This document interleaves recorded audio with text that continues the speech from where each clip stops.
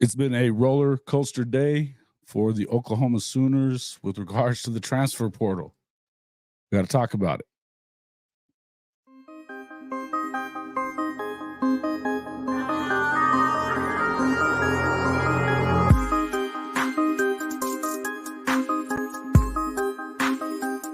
Let's go!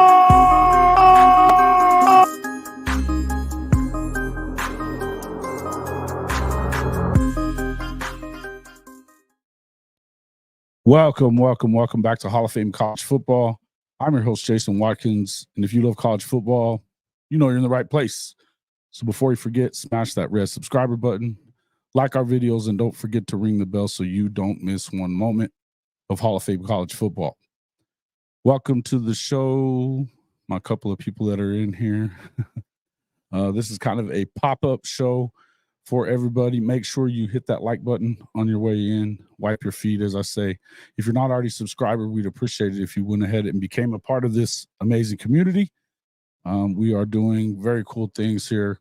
We are just 100 away from 3,000 as well. So, hey, jump on, become a part of the program. Let's see. All right. So let's see what we got here. Stephen G. Tell me how Beaten Bow recovers. I don't see how. We're going to talk a little bit about that. We're going to talk obviously about, there was some good news at the start of the day. One of the top targets in the transfer portal for Oklahoma, wide receiver Deion Burkes from Purdue, commits to play at Oklahoma. And then of course, you had the bombshell news of Cayden Green leaving the program, and in fact he's already moved out and everything that I can tell, which was a shocker to everybody. Not a good day indeed. But listen, focus on that second part there. Oh, you will recover. I'm going to have Eric Coop in from Unfair Sports here in just a few minutes. He has to take care of a few things with his family real quick before he jumped on to give a little bit of his perspective as well. I've also invited some of the other guys from, Oklahoma streamers, guys that are talking a lot of that stuff. So we'll see kind of who shows up. There's old Coop right now. Coopster, what's about my man? I don't got a ton of time, so let's get into it then. Let us get into it then. Listen, obviously we had a couple of things go down today. First of one being that, we can jump into, at least we can start off with decent news. Deion Burkes coming in from Purdue. Big target for Oklahoma. He's another one of those guys that makes big plays down the field, fast. All his film looks really good. Tell me a little bit about what you think about that. Deion is going to be a guy. I mean, you're seeing some people already start making comments like this guy should walk in and challenge for a starting position right from the get-go. So if let's just go ahead and assume that he can come in and do the type of stuff that we saw him do at Purdue.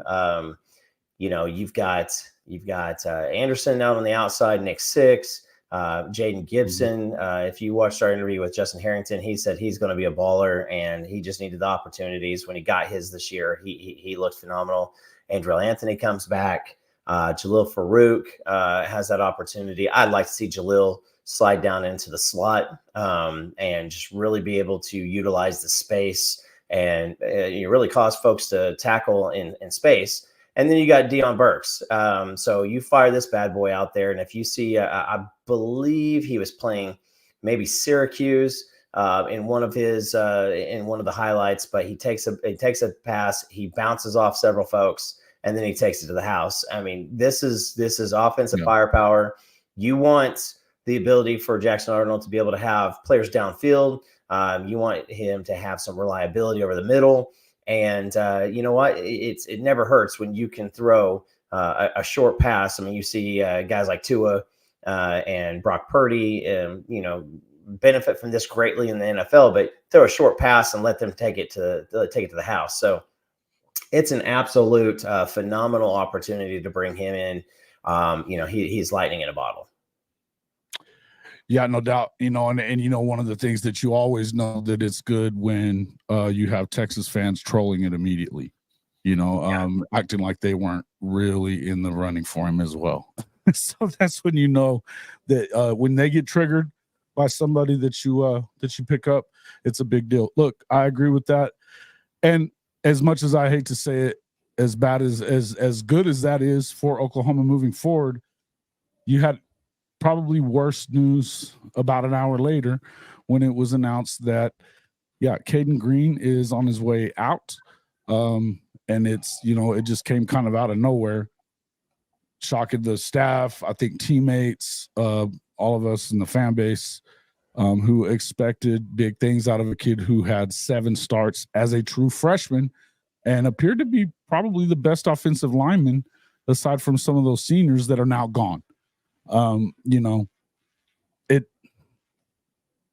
I've got a couple of thoughts on it about, everybody's asking about Beaton Bow and whether it's his fault and stuff. I think we got to pump the brakes a little bit and find out what happened.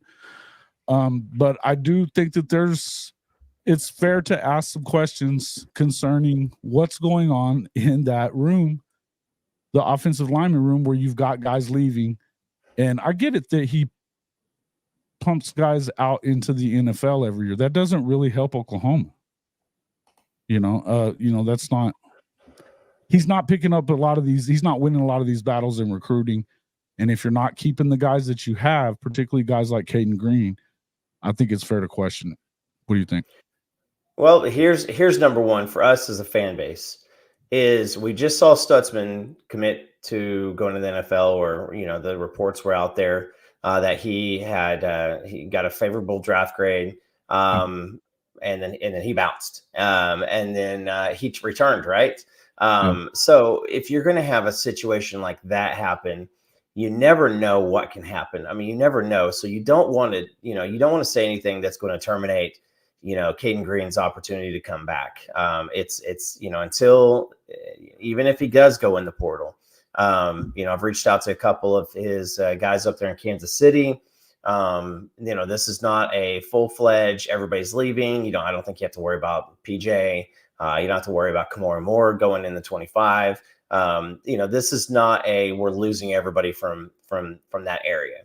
Right. Cayden Green loves home, and he's all the talent in the world. There's a lot of momentum in Columbia, Missouri right now because they're seeing a season they haven't seen in a very long time. And so all the hopium is at a max. And, they were competitive with Georgia last year. They've had the 10-2 this year. So with that being said, you got a 19-year-old kid who's sitting there, and he's now kind of at a spot to where next year is his year. And that's tempting. And, is it a situation to where a couple folks were reaching out to him and offering him some big time money? And you see what Mizzou's done with their guys right now with Burden. They've got something humming there, and it's easy, especially when your folks are back there, your friends and family back from home are saying, "Hey man, you should have gone here. Like, look at this. Like, we've been here." So is there Mary? And I'll tell you this: we as Sooner fans and reporters and content creators and all this stuff, we took the situation where we had PJ and Cayden on campus. Kamori already committed, who is Williams Nwaneri's teammate, and we thought, surely enough, we're going to use all of that momentum, the guys that we already have campus, to pull Nwaneri back this way. It may have happened the opposite way. People were sitting there talking to him, and there's other names kind of floating out there, including the starting quarterback reaching out to him. So we don't know the end of the story yet. It's frustrating, especially in this cycle with Beaton Bow, because here just regionally there were not a ton of a big time talent in the area, and he didn't really hit on anybody. So he lost the two that were close, right? Yeah, and if you've got and the situations on like a Grant Brooks is just it's just a different situation. The Correct. guy wants anonymity. He wants to be out in the middle of nowhere. So you know, Nebraska's got some momentum going on. So don't think that he committed to Nebraska, which is a dumpster fire, because Dylan Raiola, even though he is a legacy, I mean, that's, you know, no one quarterback. You know, he looks like he's trending to go to Nebraska. So Matt Rule was a candidate for the Oklahoma job when Brent Venables took it. He was a very, very, very legitimate candidate. He knows what he's doing, and now he's got the NFL he's never connections. lost anywhere except for Carolina, and that's the dumpster fires there at Carolina in the NFL. Yeah. Look at what's going on. I mean, they're just rotating head coaches like it's candy. So was there a bag dropped on Cayden Green? It's an enticing offer has been made. Right. So you got Here's that. The thing I would ask you about. Let me stop you right there for just a second. Yeah. We've talked about this a lot. There's money out there everywhere. But and you've said this a lot, that Oklahoma has stepped up in that area with its collectives, knowing that it's headed to the SEC, and this should not be an issue where you're getting outbid by everybody in the country. Right? I mean, I don't understand that part. So it can't be both. I mean, the thing is with me is I feel like this is a situation where, is it money? Maybe. But I also feel like, and I get that this is a special circumstances when you figure with Williams Nwaneri has a lot to do with it. If he ends up at Mizzou, I don't know that that's where he ends up, number one. And I think when I started off this thing, I said, I think it's fair to ask, what's up with BB, with Big Bill, and what's going on in that room, because of the fact that he's not winning a lot of these things. I understand the Bricks thing. There's only so many times that I'm willing to give you excuses. Now, if this EPL deal doesn't go through and it's over money, then I have an issue here. Okay, because everybody's heard that, you know, there was both in DeMarco's room, in the running back room, and on the offensive line, there's been a lot of stuff coming out of the Switzer Center all season about the way that they've gone about things with, you know, substitutions and everything else. And to me, if you're Bill Bedenbaugh, I don't care how many guys you put in the first round of the draft right now. I care that you're building relationships with the guys in the room to the point that you should be able to have a conversation if money's an issue. And you should be able to build a relationship with the guys you're recruiting that gets them over to your side. And we're not really seeing that. It's true. That's true. So here it is Bill Bedenbaugh is just a different kind of cat. Don't forget that a lot of Sooner fans were saying the same things that we're saying about Bedenbaugh right now about Schmitty a few years ago. Too tough. He's not adapting. He's not changing. Sure. Dude was gone. We bring in the guy who trains folks for the Nutcracker and ballet strength and conditioning, and we saw what happened there, right? On the offensive line, Bedenbaugh's always been one of those guys who goes to to extremes to get the best. And if you guys go check out my tweet, I was talking to a parent. And I'll just leave it at that. And just go look at it, and then, you know, give me your thoughts there, because that is an awesome thing. Is that, you know, the parents of these players, they see the dream, they see the vision, they see what's going on. And so here, if number one, if Cayden Green ends up at Colorado, you can look at Phil Loadholt, and, you know, God bless his alma mater, but he's got a job to do. If he goes back to Missouri, you know, then there's that. But we keep on having these situations where, like, this is a little bit of a one-off. Grant Brooks, he doesn't like being anywhere. EPL, he seems to never know what exactly is going on. You know, now Cayden Green, maybe he wants to go home. Maybe he wants a bag. Guys, it's free agency. It's free agency, and things that don't make sense happen in free agency. Look at Shohei Ohtani. Now he's deferring like 90% of that money, but that this is just it's an odd situation. And if you want to come in and you want to be developed and you want to go through the pressure of turning, coal into a diamond, this is the place for you. Now, if you think that you've got it on lock, you've got it down, you've been successful your whole career, and you have any frustrations and arguments, that maybe it won't work out. I do say this is, I think that Beanball has to have some conversations and have to have something on the, I won't say hot seat yet, but there's got to be some notice there, because for some of the players just absolutely just being floored by this situation, that tells me that, nobody looked at him and said, hey, I think he's one that's about to bounce out. So we don't know what's going on. We have no clue. So he's got to hit the transfer portal, and he's got to squeeze some of that coal a little bit faster and turn them into some of these diamonds, because now we're on the clock for, next season. Yeah. Yeah, look, and I think that obviously with the bowl game, you're looking at a situation where you're getting a little thin on the line too, and I mean, obviously that's not the end all be all.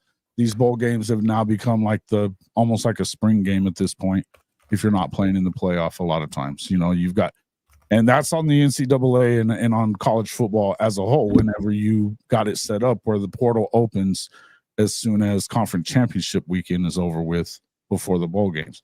That's how it's going to be, I mean, they could even opt out of the playoff if they want to. And Jason, it'd be the kind of same thing as if you and I were in a true partnership and one of the sponsors reached out to me and said, hey man, I really want to, really push you and give you some money to say stuff about us. Maybe even, think about doing some one-offs.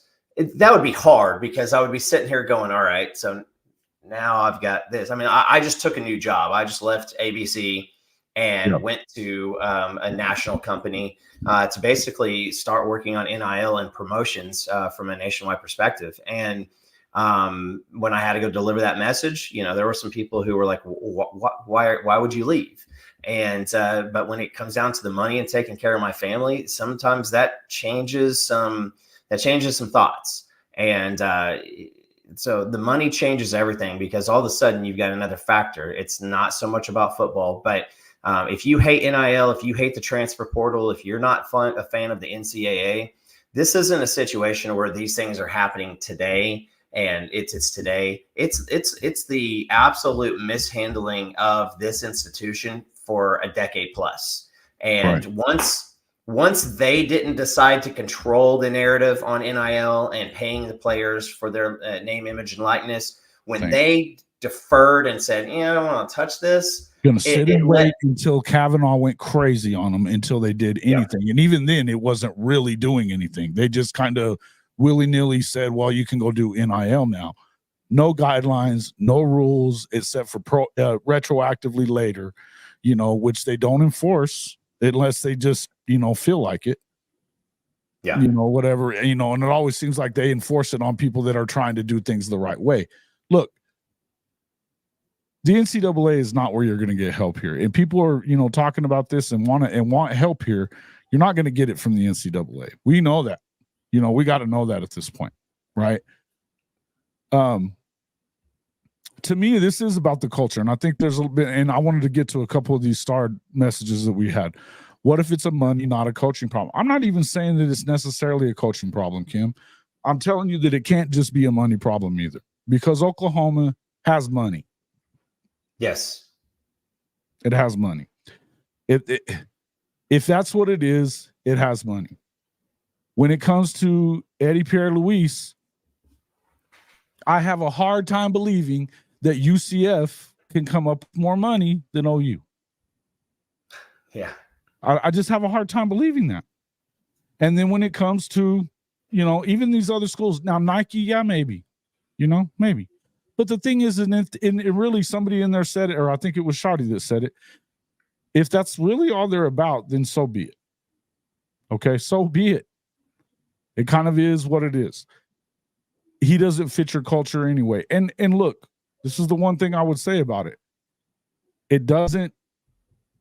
It's not all about money, though. This is not just a money thing. If it was a money thing, then that's something that you could fix. because OU has money. And that's the same thing I'm going to sit here and say to James. The collectives, come on, man. They work at the behest of the football program.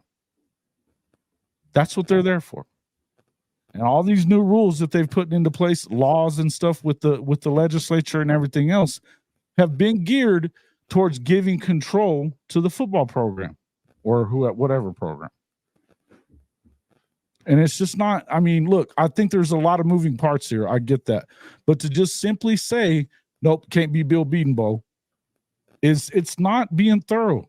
It's not being thorough. And I'm not one to sit here and just bag on coaches and let's fire them. That's not what I'm saying. What I'm telling you is I think that Big Bill has some work to do. Yeah. We know he can coach. We know he can coach. If you're not connecting and you don't have a better relationship with your guys than to know something isn't right with this kid, and they're so blindsided, I think that a lot of that points to him. Yeah. And is it about Phil Lodeholt leaving all of a sudden, and he's who had the relationship? Look, he gets over there to see you, they immediately get the number one player in the country and then pick up 3 more guys in the transfer portal. I mean, it is what it is. I'm not saying it was necessarily all him, but something's up. Yeah, here's what I'll say is, you know, in maturity, right? So maturity is a big piece of this too, because back in the day, and you see all sorts of, you know, stories out there about random stuff, about people, you know, getting in arguments with coaches and whatnot.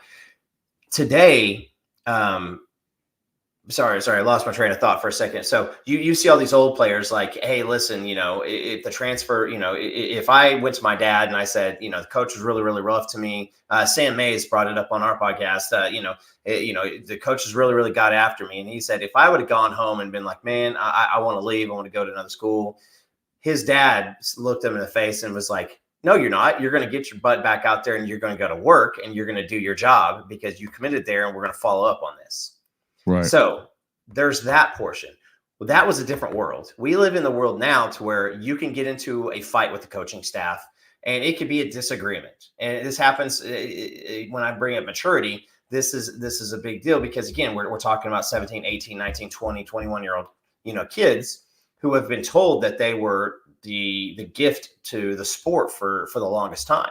So you get into this fight and you come home and maybe your pops is a little upset because of earlier in the season you weren't getting enough playing time, or they said one thing and it didn't quite pan out. And that's what people want to hear, is they want to hear, if I commit to a university, what is that going to look like for my son? Well, most of the time these coaching staffs are going to come in and they're going to say, well, come in.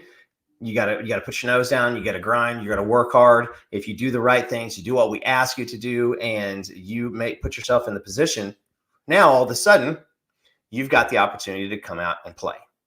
So what happens if somebody gets into a fight with the coaching staff nowadays? What are the things? They can come home and they can say, you know, I gave it my best. I did my best. The money is on the table. I saw somebody a little bit earlier put the 3.1 years is the average life of the NFL player. So if you can say, hey, listen, this college over here is offering me $500,000 in NIL if I just come there, and I got 2 or 3 more years. So I can at least get that, invest it wisely, stay in school, do my job, and then go to the NFL.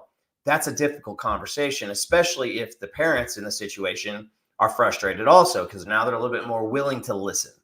So, you know, it's tough, because with that maturity has to say is, you know what, listen, he's trying to coach me to be the best. It's mutually beneficial for me to be really, really good at my job as on the offensive line. And it's good for him because he gets more notoriety. He gets a raise. So there's this deal, but there's a lot of fighting. There's a lot of, you know, pardon my language, but hey, how about you hop back up here on the line and don't be a bitch this time and do it the correct way? Of course. And that type of conversations happen. So to a kid after a year of this, maybe that is something where you're like, you know what, this is just getting really, really tough. Well, now guess what? somebody comes in and says, "Hey man, how's it going? Like, we were just checking in with you. You know, we're losing our offensive guard, and yeah, I mean, we're needing one." And then now a head coach calls and says, "Hey pal, you know, I just hear that you're having a tough time. Let me hear about it." And now all of a sudden you're in the situation where you got your coach is down here beating you down, trying to make you a better player and really, really pushing on you, especially when you're probably going to be the bell cow of the line next year. And then now you have this other coach coming in and offering you money, saying, "Hey, listen, you could be the difference between us being, 10-2 and playing for a championship next year. And you know what? We'll take care of you." What are the things that you don't like? Coaches will say whatever they can to get the ear of that player. Well, guess what happens? You transfer. Guess what somebody says to you the very next season? "How about you quit being a little bitch, get up on the line, and let's do it again." So it's going to be the same thing. It's just when these words happen, does it happen in a spot of vulnerability or a time to where you are just a little more frustrated? He's a freshman offensive lineman. Here at Oklahoma, we have seen great performances from freshmen and then, regression after the point. So who knows that would have happened or would have not happened. I don't like that he's leaving. If he does actually leave, it's going to be a blow to this line because he was the one returning piece. But we do have a lot of talent still on this lineup. And we also have a situation where, now we've got a big sell for other people. Hey, you got 2 or 3 years left. Hey, you've been paying attention to the O-line draft. Here we go. But again, I think that this whole situation goes down to just a massive decade plus mishandling of this whole situation, because with no rules and anything, now everybody can just do whatever they want. And, this makes it tough on us as fans. Because, how do you one of the big things about college football is, that, you always knew that your team was going to have this set of players and we're going to take it to the White House and we're going to go after it. Right. And now you may fall in love with a freshman only to see him bounce. And, this is Oklahoma. We're talking about it. There is an absolutely there. I mean, what if you're Purdue and Deion Burkes was the leading receiver at Purdue? I believe that he had almost twice the amount of receiving yards. It happens everywhere. That's the other thing about it. They've lost players at Georgia the last few days, the last week. They're going to lose. They're going to lose players from Alabama and Texas too after the playoffs over with. The portal will still be open. Watch, there will be guys that go in. Yeah, right? It's just how it is. And Dalpuez, I don't know if that's how you say her name. I didn't mean to block you there. It was an accident. I was trying to star that thing and somehow I screwed it all up. But that wasn't what I was trying to do. I'm glad you're back in here. He was trying to ban you. Don't listen to him. He's backtracking. Your Cowboys could catch it, but yeah. Let's see. Bill has missed on a lot of guys while Texas and Colorado are getting guys. And that's the point I'm trying to make. I think that there's more than one thing can be true, number one. Yeah, we hear Ty saying this all the time. More than one thing can be true, or both things can be true at the same time. I think that he needs to do some work on how he handles things. And Coach said something really, Coach just said it earlier, and I agree with him. You don't agree with coaches just saying whatever they say. That's Jimbo shit. That's not what you want. And if you're Coach Venables or anybody on this staff, this is not the kind of kids you want. That's just that they're all about the money. If they're coming in talking just about money, you probably don't want them. At some point, though, when they're 5 stars and high 4s, you better just get ready because you're going to have to pay. And that's the game that we play now. That's the game that we play now. And guys, we can complain about NIL in the transfer portal until you're blue in the face. You're not putting that toothpaste back in the tube. You're not doing it. Yeah. It's just not going anywhere. Okay. Yeah. I got to say this because let's see here. Copenhagen, you dropped it on there. What makes it tough is the fact that we haven't seen, very many blue chip offensive linemen over the past years outside of Cayden Green. So the fact that your highest rated offensive lineman to commit to you is gone after a year, you know, that's a little bit of a slap in the face. And so, you know, it is what it is at this point. Again, until he's fully, really committed to somebody else, like the coaching staff is going to continue conversations with the family and with Cayden. And so you got to hope into that. You know, you got the Iasosa coming in, Eugene Brooks, Autry, Akinkunmi, and now Spencer Brown out of the transfer portal. Right. So, you know, there's a lot of raw materials for Bill Bedenbaugh to use right now. I'm really hoping that it's a situation to where we get a few more and we can kind of move on. Maybe he comes back and this is over, but it's just man, it's just really tough, especially when the NIL was originally just, hey, listen, let's not cheat. What it was supposed to be. This is what. Yeah, there you go, right there. This is not what it is. It's NIL is not even what they should be calling this anymore.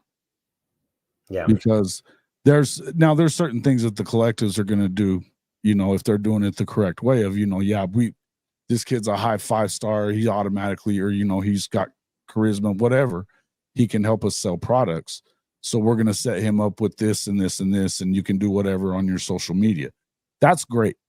Right. And if there's one thing that I really think that Colorado's done very well is that they're focused on that side of things of helping people help themselves through social media. Very well. Right. I also think that Oklahoma's doing a pretty good job with that. That being said, there's more that you can do. And in the end, look, this is a good look. Bill never smiles, doesn't believe he's a guy you don't believe he's a guy who connects to younger guys.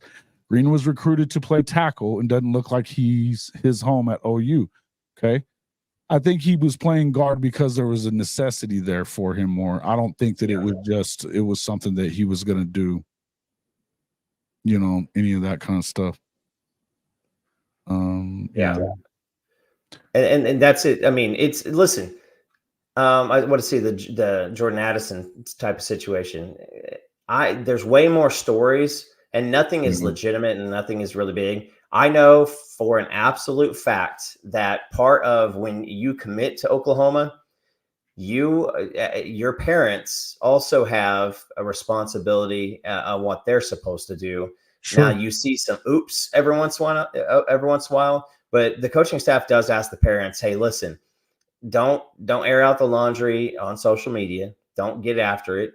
When I posted on Twitter here just a few minutes back before hopping on here, that parent specifically said, "Hey, can you please just, you know, don't put my name on there?" And I said, "Sure, no problem at all." They even came back and said, "Maybe don't put parent." And it's because, I mean, they don't want to get in trouble too, because there are some who have had their conversations, you know, out in the open, and that makes it tough on the player too. But you know, if Bill Bedenbaugh, if his time is done here at Oklahoma, I'm pretty sure outside of something excessive, you know, he will have that freedom to go whenever he wants to. Whether or not he connects with the kids, I mean, I can't speak to that because I don't know if this is a good response to that. Talking about that rumor, if that was the case, why would Cayden be leaving? Yeah, and I mean, if he is it a homesick situation? I mean, Sooner Cowboys, you know, that you don't know. We don't know yet. We have no idea. Look, there could be some money if he ends up at Mizzou. I understand kind of what, you know, they are dumping. I don't think that it's a sustainable thing because I don't think that Drink is going to be sustaining that program at the level that it reached this year. That's just a fact. That's just the fact. When they do it for freaking 2, 3, 4 years in a row, then we'll talk. But how long are they out there in Missouri going to be dumping that big money on that program when they're not going to win the SEC? They're not, you know, they're talking. Everybody thinks right now that they have a real shot at the playoff, right? You're going to get 3 out of the SEC. Mizzou ain't going to be one of them. Let's just be real. And I like it. What is Jeff CCR? That's a pretty good comment right there. Is if you don't believe that Sankey and the SEC has preservation of dominance in mind, you're fooling yourself. I got to think that there are some kind of guidelines that are trying to be managed.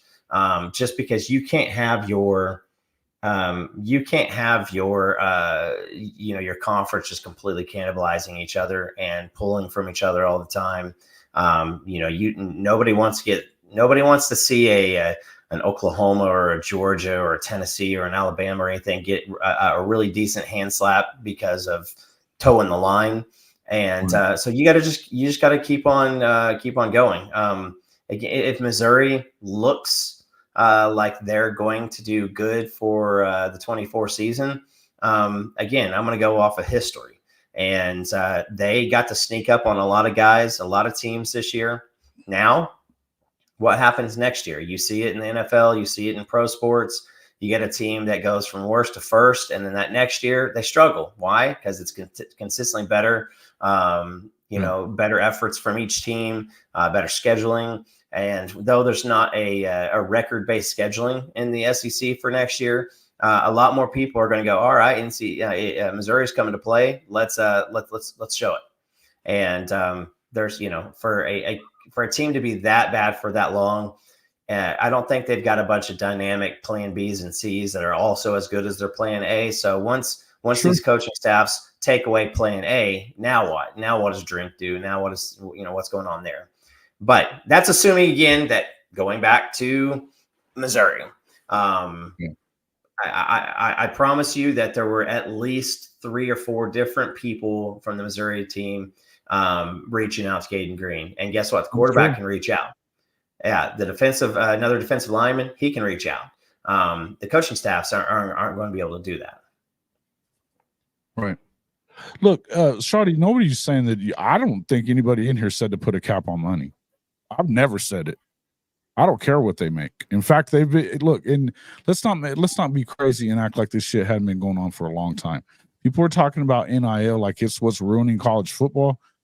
Folks, it's been there forever. They've been paying. It's just legal now. They've been paying players for a long time, and now more players can get paid. But that's not the. If we're being real here, it's just not new. This is not new. They've been paying guys for a long time. And now it's opened it up a little more, and some are going to jump in whenever they think they have an opportunity to seize on some momentum like Mizzou. Okay.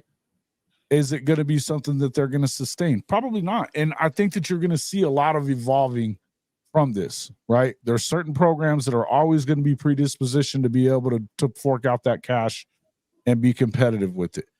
But how many millionaires do you know are just willy-nilly blowing their money on stupid shit? Because I don't know many. Okay? It's not a good investment to dump money in the pocket of a player that hadn't done anything. Mm-hmm. I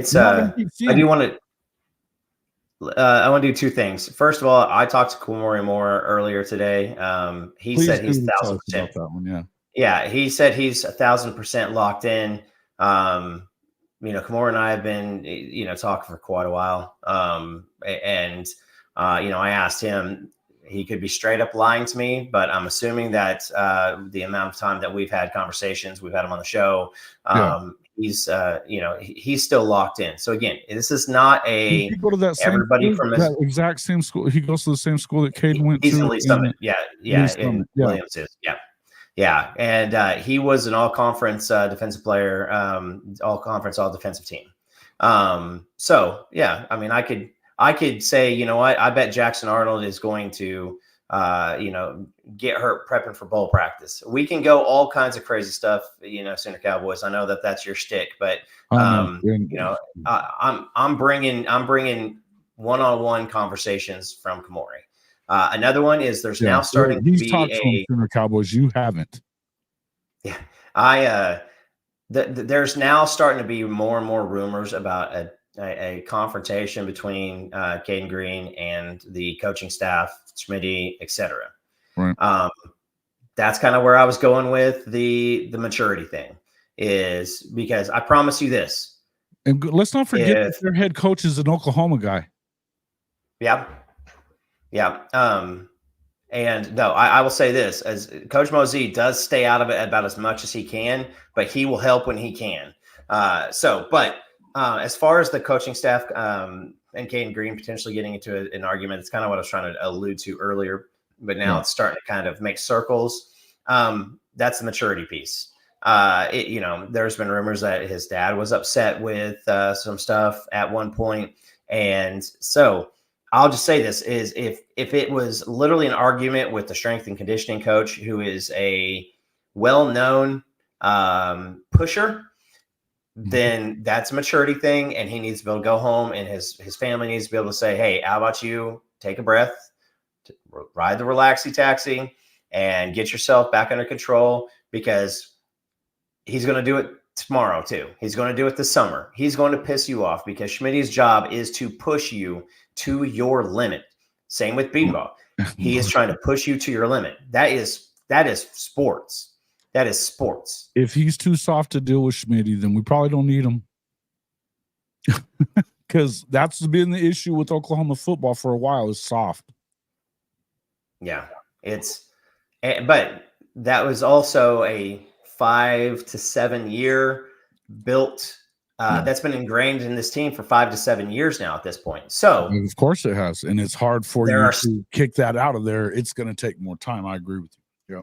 And you saw cryptic tweets just a few weeks ago about, if you ain't want to be here, and if you're not want to put your nose down and get it, there you go. So I hope Cayden Green comes back. I hope they talk into him, and that says, hey, listen, we want you to stay here. I hope to God that that's the situation, because that would be better for our football team.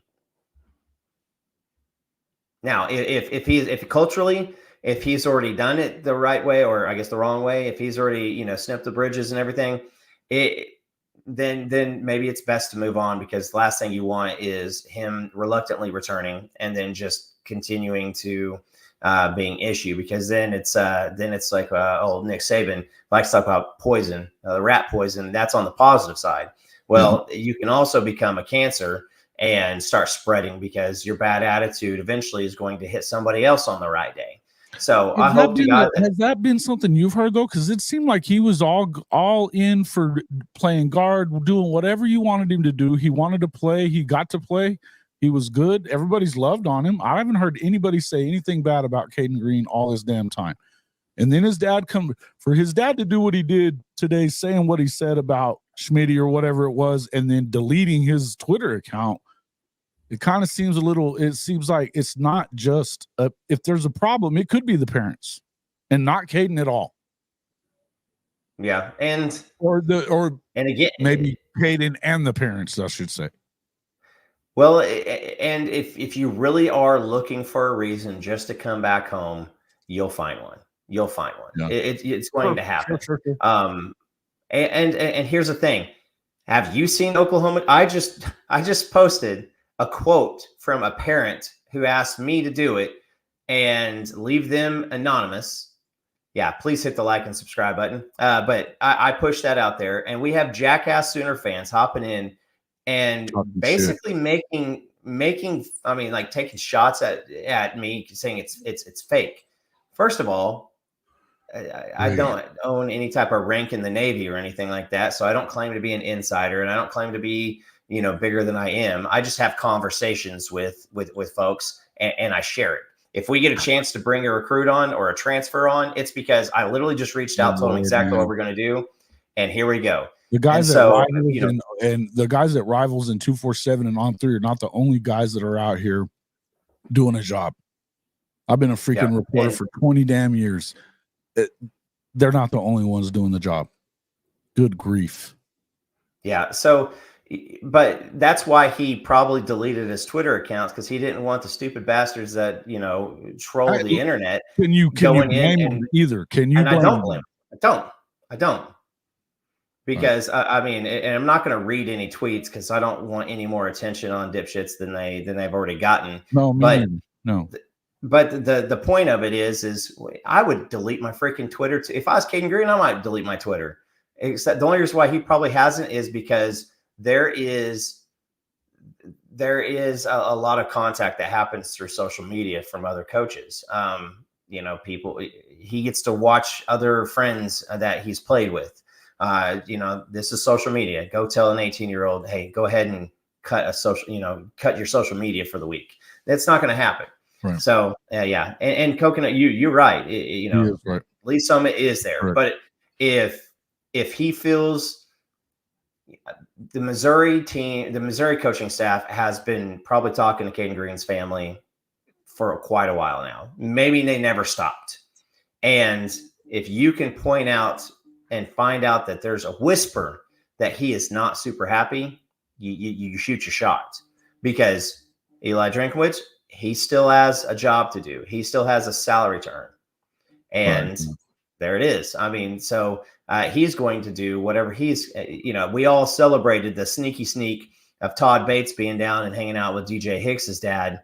DJ Hicks's name wasn't in the portal. And then guess what? Somebody else visited, another coaching staff. I think the new A&M staff. And then the Georgia staff was in. We're not waiting for portal entries. Yes, you can't technically be talking to a kid if they're not in the portal, but you can have conversation with their family. And on top of that, that's the one thing we were talking about that on the Discord earlier.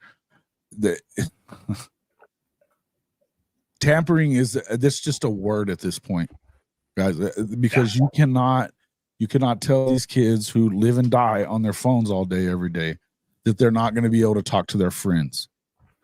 You can't do it. And all Lincoln Riley has to do is say, hey, call your buddy. That's all Drink has to do. Hey, call your boy. Except for now, there's not a rule in the world that's going to change that shit. I'm guessing that everybody around USC is probably not really asking Lincoln to have a call, because nobody knows what the hell's going to go on there. I'm still waiting for Black Monday to come, because it's Lincoln's time to shine on Black Monday. Right. Right. Look, guys, it's the bottom line is you're not gonna legislate that shit out of the game. And that's why I've said it a bunch of times. I'll say it one more time. You're not unringing that bell or put that tube back in the tube, or that toothpaste back in the tube. Just not going to do it. The fact is, this is free agency at this point. You're not going to get around it.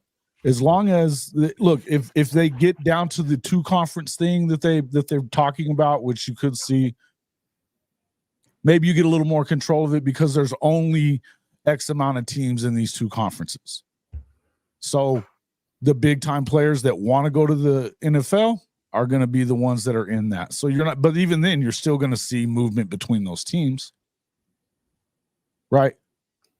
In the end, you have to, man, a lot of coaches do not have the same type of, what's the word I'm looking for here? Integrity that some others do. They just don't. They never will. Lincoln Riley. I'm going to say it. Lincoln Riley. I wanted to point something else out. Stephen, I just gave a hint to the answer to this. Stephen, what did Danny say? Akankumi. I'm trying to go to the NFL and not to be a millionaire in college. All right, there we go. Yeah. And he's going to be coming on with us either next week or the following week, Akankumi. So I been trying to work around the old time change over the pond. But Jason, can I do a little hopium? Yeah, let's go for it. All right. I didn't just come in here to whine and cry over Cayden Green. I think I said it earlier. I just want to say this one more time. This is freaking Oklahoma. If the difference between a national championship and 1-11 was Cayden Green, then we weren't in the spot that everybody thought we were anyway. Yeah. Go ahead. Now you can go your hope. All right. So what do we have returning? Everybody has bad taste in their mouth currently. So I'm going to bring it back. Starting from the top, Josh Bates. So if you're checking out, George Stoya put a bunch of stuff out there earlier today. Josh Bates was working solely at center. He is going to be a freaking bulldog. I promise you this. Will we have a little growing pains maybe in those first 4 games? Potentially so. And I'm trying to go back. Who is the guy who was starting at center when Creed finally took over? Because it was a walk-on, and I cannot remember his name off the top of my head. Chat, help me out here. But we had bad center play for a little while prior to Creed. But Josh Bates, he was top 500 player in the country. He is going to be a redshirt freshman. He was the number 3 center coming out of high school, and he is an absolute baller. Jacob Sexton, we saw him go up against Jared Verse in the bowl game last year. Then he stood in there for the first play, then he goes down, right? So we got to see him. But what that told me was he was going to be a bookend tackle. He is now healthy. He's a big man. He got to get his strength and conditioning back in his legs. But Jacob Sexton is 6'6", sophomore, top 250 player, right? Dude. Yeah. All right. Logan Howland, still a freshman. He'll be a sophomore next year. No, who was before Creed? I cannot. Eric Wren. Eric Patchy got it. Eric Wren. Yeah. When we had Eric, we will have better than Eric Wren on this football team, and that team could run the ball. So there's that. Logan Howland, 6'6", 280, top 500 player. Heath Ozeda, top 500, another 6'5" and 5.5. We'll call him 6'6". Jake Taylor, 6'5 and a half, 285, top 100 player. Coming in, Eugene Brooks, 6'4", 325. Isaiah Autry, I think Isaiah's a little bit more on the old project, but Isaiah Autry, 6'7", 290. Akin Kunmi, 6'5", 320 out of NFL Academy Europe. And he's going to be he's raw. Stud. He needs some education. I'm hoping that old Scal Beatenbaugh can tell him. I don't know. Maybe I'll have to take Daniel some biscuits every once in a while, just to kind of keep him happy. Right. Then you got Iasosa and now Spencer Brown at 6'6", 295 coming in. So I didn't hear 6'1 and a half. I didn't hear 245, 275 or anything like that. These are bigger guys. And then also EPL, as soon as that thing is over, everybody say your prayer tonight. As soon as it is there, we've got talent. We've got a crop. Now, do we need more experience going into the SEC? Yes, we do. If it's not going to come in the portal, then guess what? I put a rope around 5 or 6 of those guys' waist, and I say, you guys do nothing apart. You guys do everything together. You guys do not do. So we've got talent on this roster who is going to come in. If we see Guyton leave. We all got to say that Guyton's probably going to be a top 10, top 15 pick. I still haven't seen Tyler Guyton be a top 10, 15 pick on Oklahoma's game days. So, to get somebody in there who is going to be able to do something similar, I'm personally thinking that if you got Spencer Brown, Sexton, Bates, and Taylor, you're going to have an extremely, extremely young line. But guess what? That's a group that can grow together, and they're all pups. So no bad habits. They don't have, but they can grow together. It is going to be tough, but going into next year, 1 loss doesn't kill your season. 2 loss doesn't kill your season. It is going to, with the new playoff, we have got some flexibility to learn. And that's why this doesn't have me freaking out at all right now. It's because they're going to have an opportunity to learn. What's Jalen Milroe? I think Alabama's offensive line gave up 41 sacks this year so far through the bowl game on Jalen Milroe. Guys, we were better than that.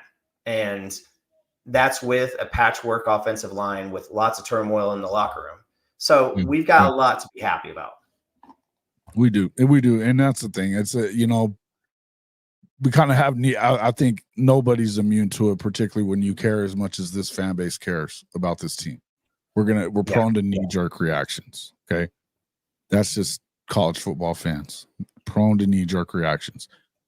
But as I said, and as Coop has eloquently explained, this is freaking Oklahoma. This is freaking Oklahoma. There's not a shortage of guys that want to play football for Oklahoma. Mm-hmm. You know, and that includes on the O-line. Do I think that there's some things that some of these guys need to do to evolve? Yes. Beatenbow, and I'll tell you, I think that our boy in the running back room needs to handle it a little better too.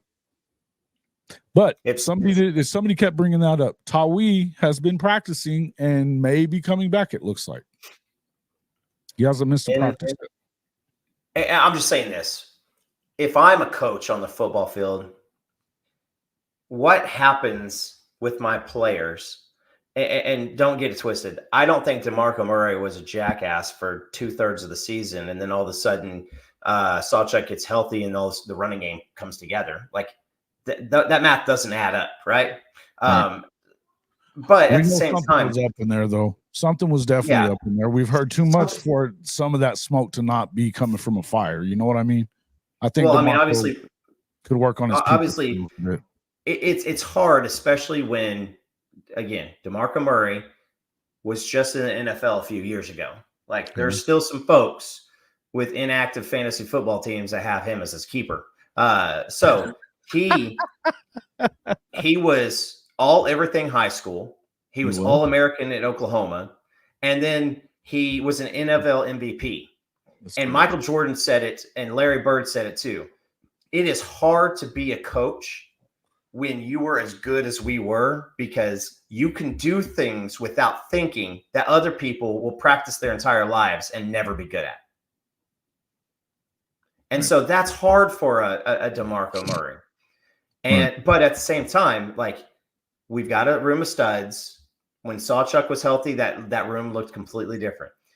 So Brent Venables, now you're up again. Last year it was clock management. Last year it was some of the in-game mistakes. This year it is, all right, how do we do this correctly? And I do believe this is that soul mission plays a big part in the, hey buddy, come over here. Let me talk to you.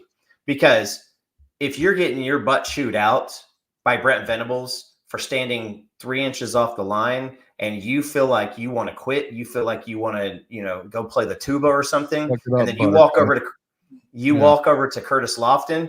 Curtis Lofton is probably going to start it off with a little like, hey, kind of happened to me too. And then there's going to be some tough love. And then it's, all right, now let's get going. So the soul mission plays a major part in this. I'm hoping that if it is, there's obviously been a couple fights, running back room, offensive line room.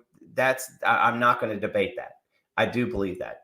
I also do know that in a world to where I have a 5-year-old and an 8-year-old child. My wife teaches at Union High School here in Tulsa. And the stories that I hear, and then just the things that I see on a day-to-day basis, the respect in young people is miles and miles and miles away from what it should be and what it used to be. And so when you get the opportunity to show your coach respect, you know what? I hate everything you just said. You're my coach. I'm going to go get it done. It's just tough, man. It is just tough in this day and age. Now, I say all that, and I can say so nobody in the chat's beat me to it. Alabama, Georgia. We don't have an analyst that goes spies on people's plays, so I'm not going to throw Michigan in there. But we have, Alabama and Georgia, they're doing what they're doing. They're continuing to do it. But they also have stacked 4 and 5 stars as far as the eye can see. And so you can look at a Will Anderson and say, hey, if you want to go first round of the NFL draft, do what I say. I don't want to hear any complaining. You get back in there. If you don't, Dallas Turner's right behind you. He wants more playing time. And now they're saying the same thing. Shawty's in here right now. He'll tell you, look, it took 7 years for them to win a national championship under Kirby. Yeah. I think sometimes our timeline gets in the way, what we want to see happen. I feel like, I've already said this, that I think 24 look, if you get to 10-2, great, but I wouldn't bet on that. 25, I feel like, is a better opportunity. They may not win one right even then either. You know why? Because freaking Bama and Georgia still exist. And LSU and everybody else. I mean, look, it's not going to get easier. It's not going to get easier. And the thing is they're doing the best they can. But, I mean, I think sometimes our timeline gets in the way of correct thinking when it comes to what's successful, what isn't. The truth be told is this one hurts. When you see a guy like Green go out, it's because Oklahoma is still just 2 years removed from Lincoln gutting the crap out of this program after 5 years of breaking it down. Because, as I said, that I've said this a bunch of times, he got to USC, he didn't have the runway that he got left with in Oklahoma. There were 17 years of recruiting machine set up there for them. The everything with strength and conditioning was set up. The culture was there. He took 5 years to screw that all the way up. They're not done building yet. And it's going to take classes like last year plus classes like this year on top of each other before you have Alabama and Georgia, stacks of guys that are 4- and 5-star dudes that you can afford to just say, yeah, go. But you're going to have to get used to it. So yeah, we will, there's going to be football tomorrow in Oklahoma. There's going to be football on September 2nd in Oklahoma. There's going to be a lot of stuff going on. And, I just saw that thing pop up too. Yeah, I did too. There's look, Don McKinley. If you want to follow recruiting, and if you want to follow the off season, if you just want sparkly things happening on Saturday at 11 a.m., shot at the Big 12, then this is not for you. You got to have some cojones. You got to have some. You got to have thicker skin to follow the recruiting, to follow this transfer portal. Otherwise, just tune in on Saturdays in the fall and watch the guys throw and run the ball, because this is making it harder. And my grandfather said something to me the other day. He said, "You know what? This world just needs to get a lot better." And he said, "I don't think that this is what the Lord intended." And I said, "Well, if you're talking about the same Lord that I think you are, he wrote a book, and it looks like it gets worse. So if you expect this football situation to be better next year that we're in the SEC, it's going to ramp up one level, and the NCAA still has an opportunity to screw some stuff up. They're gonna screw some more stuff up. So you got to think. We don't have Jimbo Fisher. We don't have what's his name out of Florida, who didn't play his players in the bowl game. There's a lot of worse coaches that you could have running your program right now, and you would be hopeless. You would be absolutely hopeless. I still feel like we've got a really, really cool opportunity, a great coaching staff, and if you don't think that Bob Stoops and Brent Venables have had conversations about tough hires and fires, don't be surprised if they've already had that, because Bob had to fire Josh Heupel. Yeah, man, and he wasn't the only guy he ever fired. No, it's just the way. I mean, shit. Basically, he kind of fired BV. He didn't, but he kind of did. He pushed him out. I won't go down that road. I won't go down that road again. I'm just saying we know what happened there. He didn't fire him. He didn't run him off per se. And that idea that, the fans ran him off. There were people that we know how Oklahoma fans are, but he wanted his brother back after he left Arizona. Yep. And so that's what happened. And, Coach V was right to probably leave. And look, it probably was the best thing to happen to him, was to hear another coach's point of view. He got to run the other side of that program like he was the head coach. Yeah. It put him in a position to be able to be a head coach. They won another You know, they won 2 national championships. It didn't hurt him, for sure. Look, all I'm saying is, you know, it just is one of those things. Yeah, it took faculty-wise, our program was behind. We had talent, but not the body types. Look, it is what it is. They were winning 10 games out there, right? They were winning 10 games out there under Mark Richt, and that wasn't enough, you know. And in order for you guys to get past that plateau, you have to push further and do different things. And that's the same situation that Oklahoma's in right now, except that they didn't get a gut job right before Kirby got there. Yeah. You know, it's and a different world. And so kind of in my attendance on this piece is be careful what you wish for when you start calling and trying to axe coaches. Yeah. You know, Mac Brown, Frank Solich, you know, these are names who had programs going and they got rid of them and it went sideways quickly. Done the shit over at Texas. Yeah. Wow. And I won't even, and listen, it's not like Texas was trying to get back to what they were. They've never been anything. You know, Texas is back is kind of an odd phrase because you got to be something for a prolonged period of time to get back to there. Nebraska, they were a situation where they had been amazing. And so I would just, I'll just say this is if you're buying in and you love Brent Venables, you know, your voices will be heard. People talk. They know what's going on. The coaching staff, a couple of people mentioned it. The coaching staff is meeting with Cayden's family. We got Danny back. We got Billy back. And I'm hoping for some defensive tackle because I mentioned it on our pod is when we got the news about Danny is for our defense, it's very, very, very important for the middle to be sound. If you're, you know, and I'm gonna steal Josh McCuistion's comments from his last pod is, you know, and in baseball, you got to have catcher, pitcher, shortstop, center field. You got to have up the middle. That's got to be strong. That's got to be strong. It's the same thing on the defensive side for football. Is you need that defensive tackle spot. You need your linebacker leadership. You need your safety.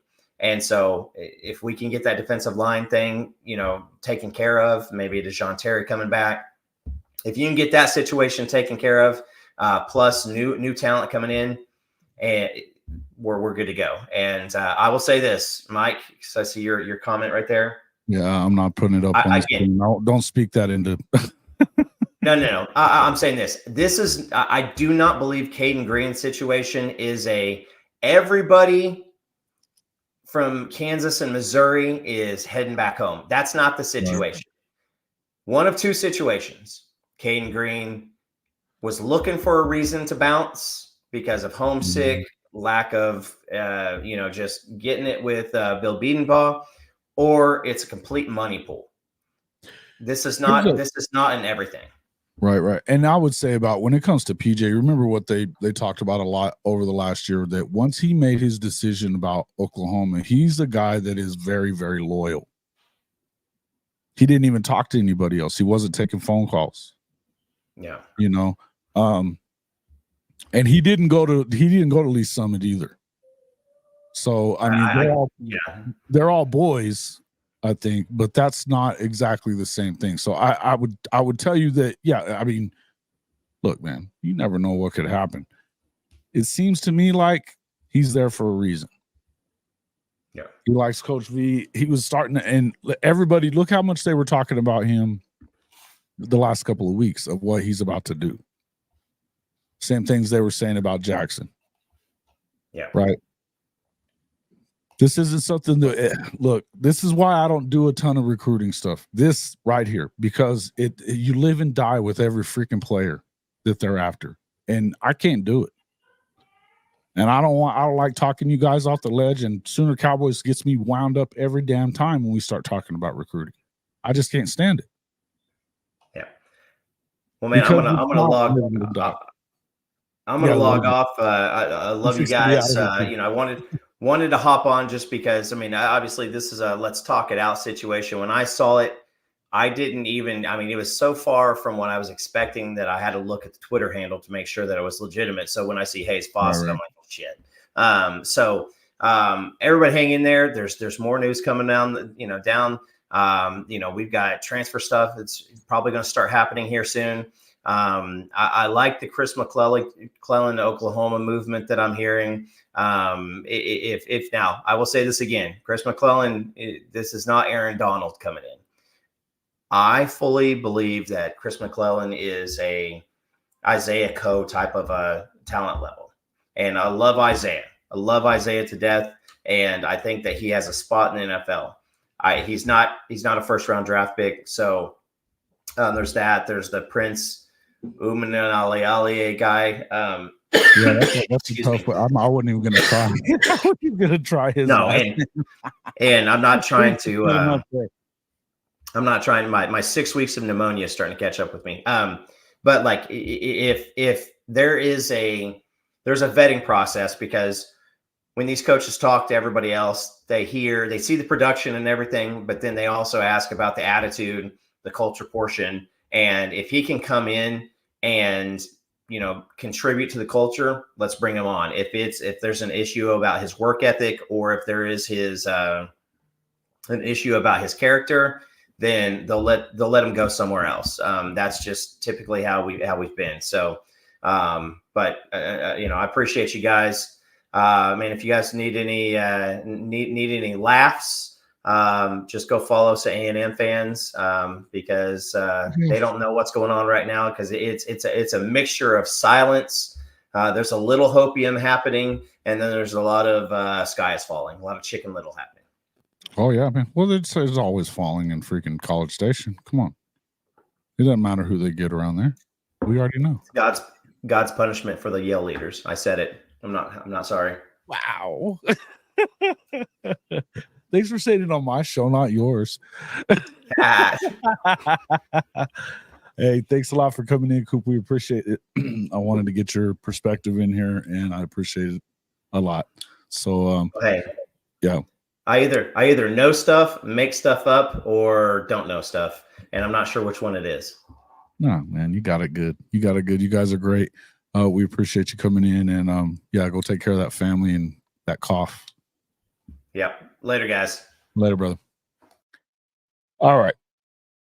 So obviously we went a little early today to jump out there. Sooner Cowboys, I know you just want to see them win. I do too. Everybody does. You know what I mean?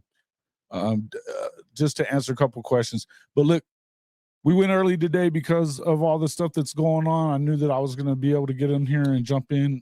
So we won't go ahead and do our normal 6:30 or 8:30 time. I'll probably use that time to work on some other stuff. We're working on doing a kind of a Hall of Fame college football awards, for the college football season. So I'm working on some of that kind of stuff and some other things moving fast. Moving towards next season and stuff like that. For this show, we want to do a lot more. So we're going to work on some of that. But hey, Shawty, do you guys consider your new OC an upgrade? Yeah, well, you've got two of them. So but the guy that's going to be calling the plays, I kind of do, because he's called plays a lot more than has Jeff Lebby. I think that Lebby does a great job recruiting. I think that that's probably what Joe John's there for, to be that guy, because and I think that a lot of the guys, a lot of the reason that they did this was continuity. They've been on the staff already. They've worked with them a lot. So I think that it was continuity moving forward. If you noticed, aside from Cayden Green today, you hadn't really lost anybody from that offense, and particularly the skill guys. Now, other than Tawi, and it sounds like he's coming back. Not too sure what's going to happen there. But to be honest, most of your skill guys, you're not seeing the ones that you wanted to hang around are hanging around, right? Except for maybe Dalen Smothers. But I think that with the homesick thing, with him not getting playing time, plus he's really homesick, you can see that coming. Maybe that's what's going on with Cayden Green. I don't know. And maybe this conversation works itself out. today. You know what I mean? Yeah. Hey, don't bring that con time crap in here, dude. Michael, I don't want to hear that shit. I just don't. And Load Holt, he's a freaking Sooner. He's a Sooner. You don't even know that that's where he's going either. Don't bring that con time shit in here, man. I'm not listening to that word. You keep that over there on that other channel.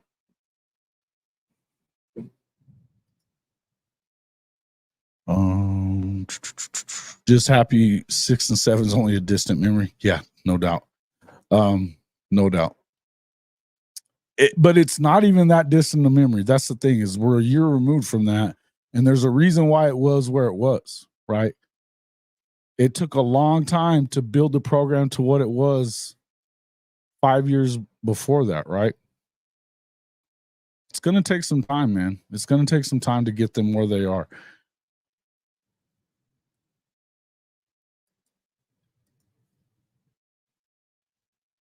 Yeah. Yeah. That's what I like about Sooner Cowboys. Is that Ben Affleck meme.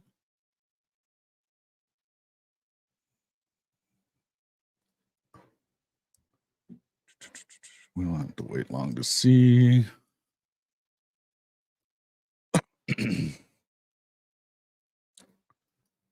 Yeah, they're going to be their go. Coach is already go Irishing. They'll be in the Sun Bowl against Oregon State.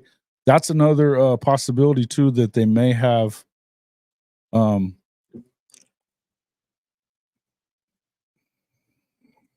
are you getting at, chicken? Are you?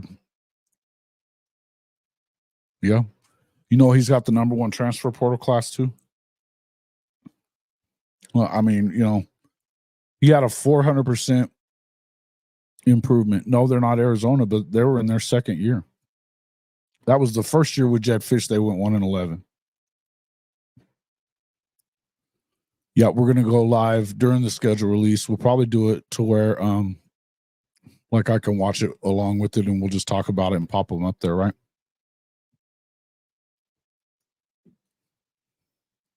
Definitely gonna do that. So, yeah, you've got the schedule release, and then I don't know what we're going to be able to do. We may move those award things to next week because it just doesn't look good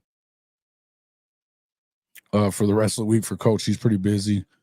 With the holidays, it's kind of tough. Maybe we push it back a little bit, but it's definitely something I want to work on. But yeah, we'll definitely do that and do the schedule release. Look, that's the one thing that I try to keep my expectations a little normal, right? Because of the fact that it's not just playing Alabama or LSU, which we already know that the tougher schedule of the two new teams is definitely Oklahoma off the bat, right? But it's not just that you play Alabama or you play LSU. It's who are you playing the week before or the week after, right? That's the thing. And so, look, I think if you go 8-4, 9-3, pretty good year for your first year in the SEC, particularly when you have brand new starting quarterback. As good as we all think he's going to be, he's still going to not have much experience. And there's really not a ton of experience anywhere on the offense, right? And then on the defensive side of the ball, thankfully, you got Bowman and Stutzman to come back. And we thought Stutzman was going to leave. Could you imagine how young the defense is without those two guys? Talented, but young. That's just how it is, you know. Arizona was better this year than Colorado. I know they were. That was their second year under that coach, too.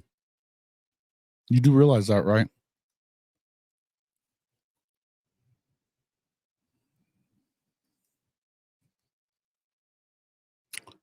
Yeah. We'll see. I think it would depend on who you beat, you know? I think it would depend on who you beat. I mean, I'd like to say worst case is 8-4 too. I mean, look, a lot of it is, like you said a minute ago, a lot of it's going to depend on when the schedule is or what the schedule is, who's where. I think a lot of that has to do with it.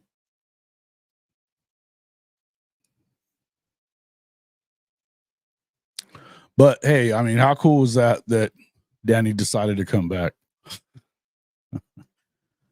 Man, I was enjoying that. And that video was pretty cool too, right?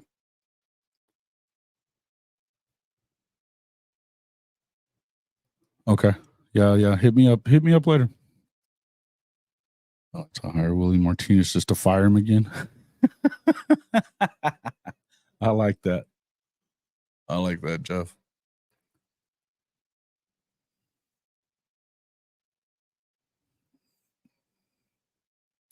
I don't care about that. But I mean, if he does go there, then that's what it is. You know what, Mike?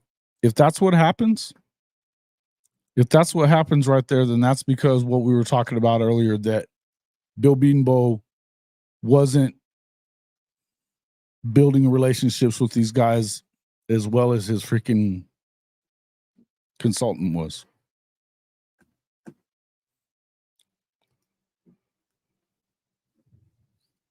That doesn't have anything to do. I mean, that's not because Lodeholt, did anything wrong. He built a freaking relationship with these guys, which was his job. But it's also Big Bill's job too.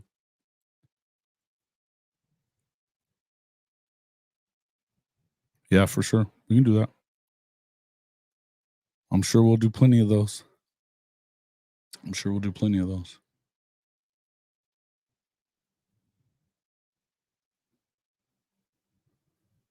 Yeah, so many Easter eggs for Sooner fans. Right.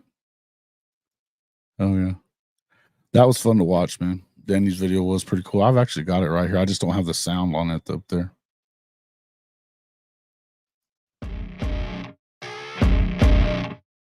Wrong one.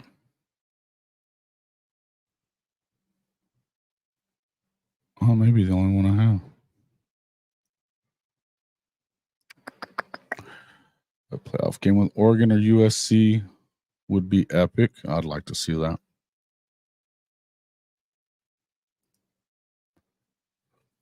Yeah, man. Yeah, well, we're gonna do one for sure during the whole deal. If you want to jump on with us, but I can jump in there with you guys after that. I'll be happy to. Love your show, bro. Absolutely. Can we trade him for Kyle Flood? Might. I don't know. Yeah, guys, it's we still got over 100 folks in here. Any other questions you guys have? Man, we've had 500 viewers. We've got 48 likes. Come on. You can hit the dislike button for all I care if you don't like it, but I mean, at least give us that because it does show that you're interacting with the program. Hey, yeah. Coach Riley Leonard, not Tylee Leonard. Riley Leonard to the Irish. They got another quarterback, but still haven't gotten a new OC.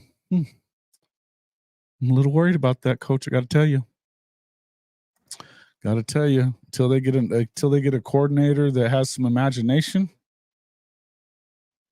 I think your grandson could have told you what plays were coming from play to play. I had to bust your chops.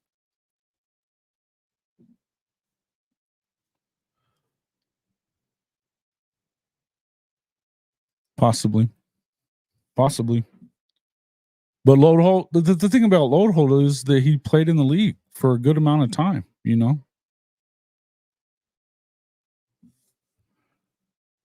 He's young.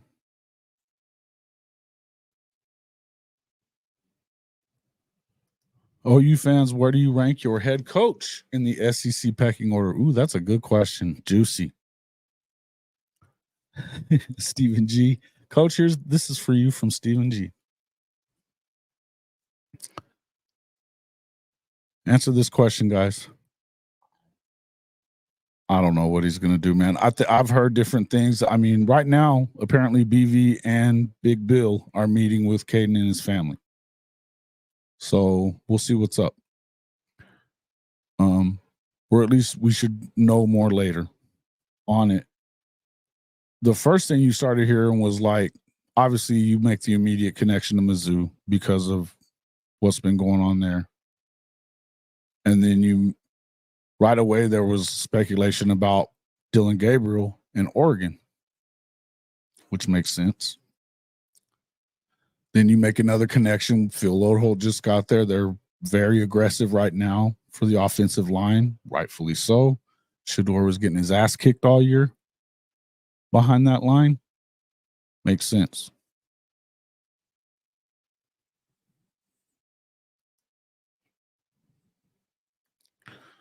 Just above Saban. Yeah. BV's in the group below Saban and Kirby. I'd probably put him there too, Hank. 3. Yep.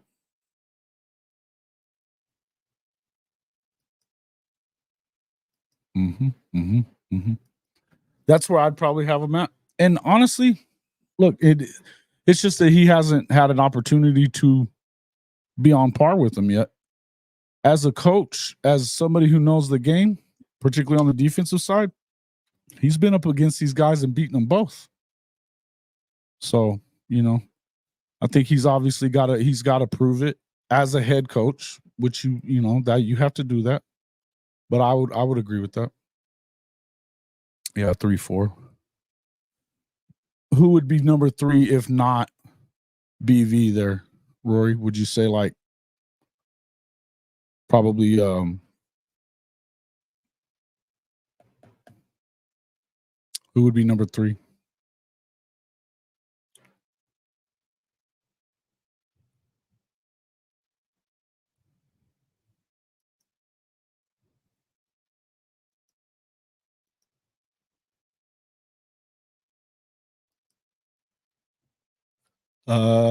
I was thinking about 3 guys that they had. I'm not really sure.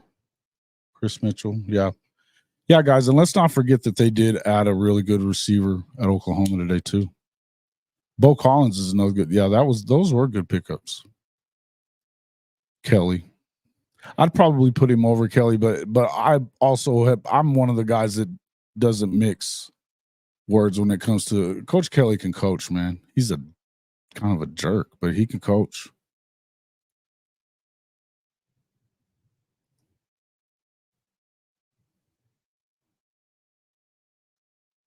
Rank Saban, Kirby, and BV on the defensive side of the ball. Ooh, that's good. Hey, thanks, Miss Tanya. Super sticker. Should add your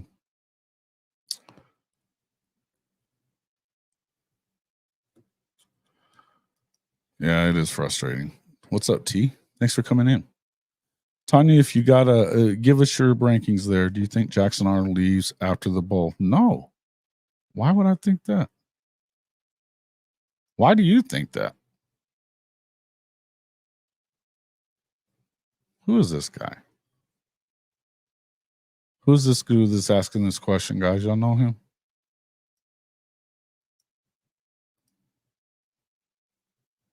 Nada. Just talking it up today, talking it up.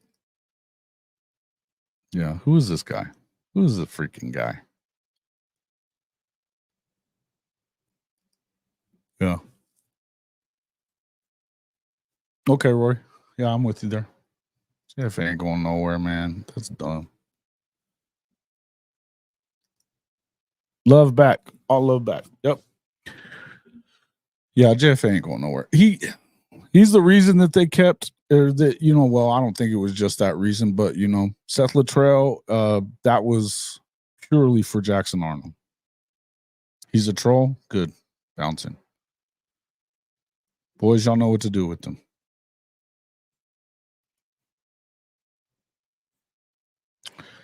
Okay. He's not the defensive coordinator, number 1. And number 2, again, if you know what they looked like before they got here, they were good. They started to struggle towards the end of the season when you had injuries and wearing down, I think, but they led the country in takeaways. Right. Okay, Coach. Talk to you soon. I don't know what the total word is what we were just talking about, but apparently Venables and Big Bill are meeting with him and his family right now. So we'll kind of see,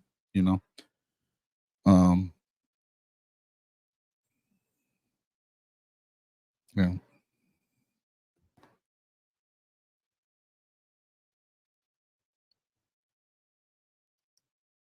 Yeah.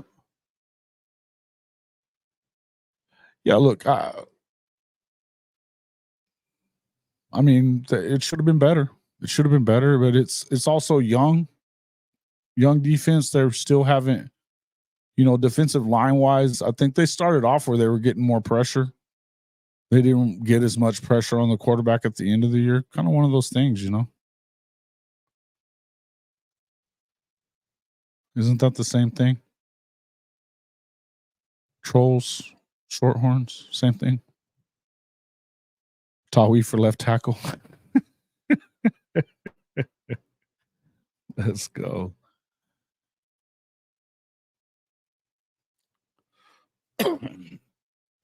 Yeah. Could be a bunny. I don't think I have a problem believing that though. Just order more coffee. Thank you, Miss Tanya. Good stuff. Good stuff. Did you try a different kind or did you go with the same one that you already got? Folks, you can ask Tanya. DevilDog's Brew and Beans coffee is unbelievable. Love our partnership with them. I've ordered a second kind. We did the Ethiopian blend. It unbelievably good, right? So the great thing about this whole deal, you can, hey, it's veteran owned, serving veterans, and ships. The day that you make your order, they roast, grind, and ship it all back to you to ensure freshness. It's a huge deal. If you use our link, which is right there at the bottom of the screen there, hofmedia.us/coffee, you will get, and use promo code Boomer, then you will get 10% off your first. Yeah, I think we do, man, chicken.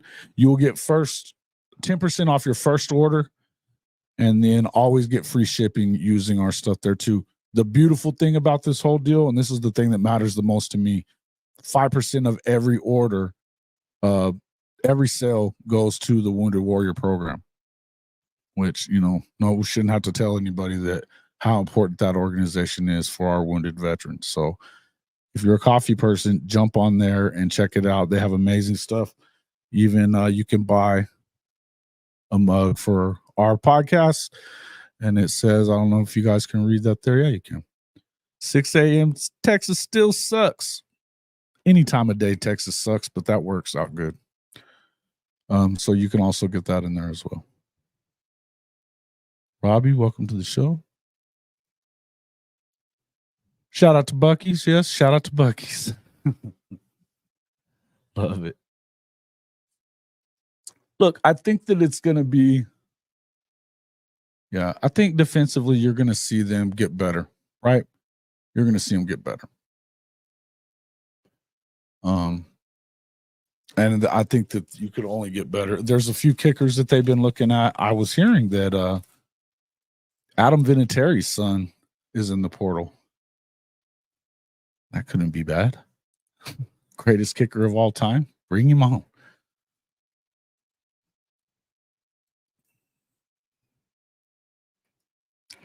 But Shawty, one thing I would say is if we're just talking about what he did with his defenses. Now, if you listen to Mike, he thinks that he needs to get rid of Ted Roof, which is the guy that he's got running his defense. I would say that that's in name only, that BV runs it. But what I would tell you is that if you go back and look at both at Oklahoma and when he went to Clemson, the first year was bad. Second year was a little better. The third year was their big improvement year. And with the guys that are coming back, it's not just going to be a bunch of youth kids, but Peyton Bowen, you got to expect that he's going to step up and make a big jump next year. PJ Adebawari, you're hoping that he does as well.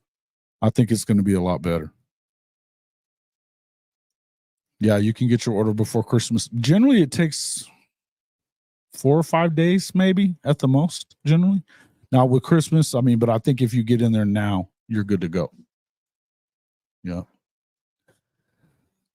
I knew that was coming, Mike. Yeah. Hey, what's up, Adela?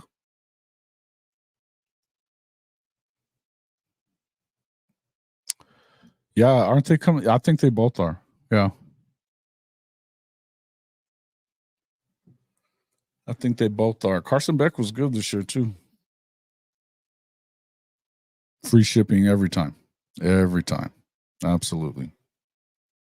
And like I said, that 5%, you know, this is a veteran-owned company and it's serving veterans, so it's good stuff, right? He did have superstars at Clemson, but it took a while. I think he started getting – they didn't have their first 5-star until, what, his 5th or 6th year, I think, after they'd already won a natty.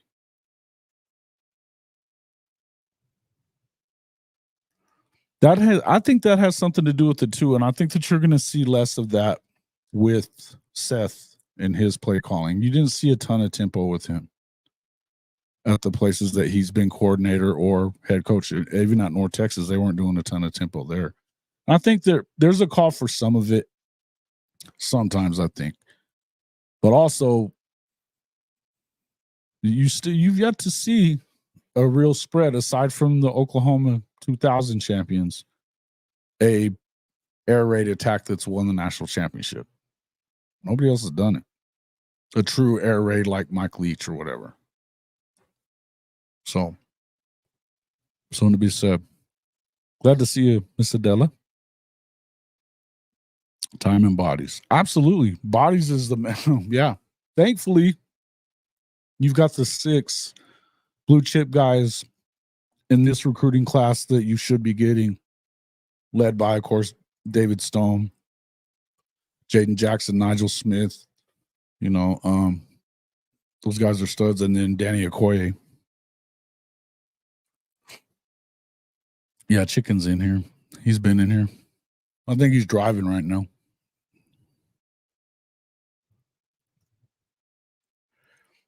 Well, and I think a lot of it, too, was that when you saw Danny Stutzman got hurt, when he wasn't in, a lot of those guys, they struggled with the defense the same way he did in his first year, always in the wrong place. Sharon Kanak. What's up, Dalton? How you doing? Thank you. Yeah. Well, and that's the big thing. At least Kiffin got to work with Saban, you know, and that's the other deal that a lot of these guys haven't. You know, you saw Josh really slow it down though at Tennessee this last year, where they became a run first team. You know, because they had a quarterback that couldn't throw to feed the starving birds. But I mean, he could throw the hell out of it, but it could, like you said, it'll hit you anywhere. The power lines come. I'm excited about that part. Yeah. Well,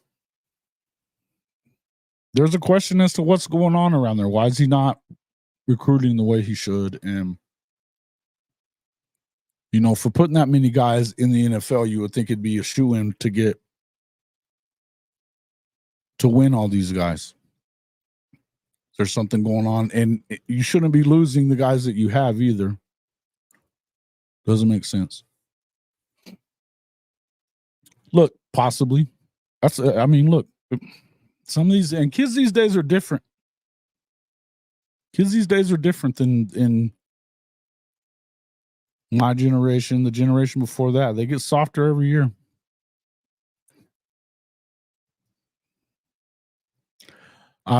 Look, the bottom line, yeah, look, it doesn't matter who it is. Whoever you lose, it's still Oklahoma. You'll be all right.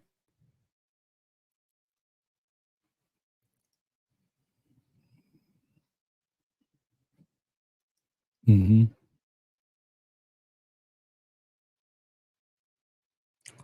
Yeah, but it wins though. Would you take that slow offense, slow tempo, and boring in a national championship or two there, TJ? Because I would.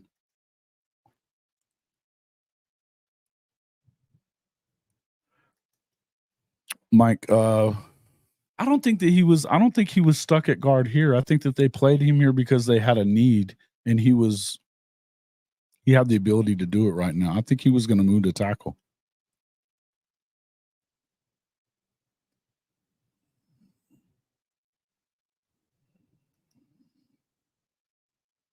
Mm-hmm. That's a fair statement, Bagman. Yep. And that's the other thing is that's what I was saying is you have to have depth.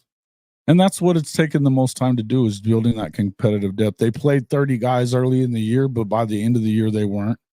And when you did, it was, you had some struggles.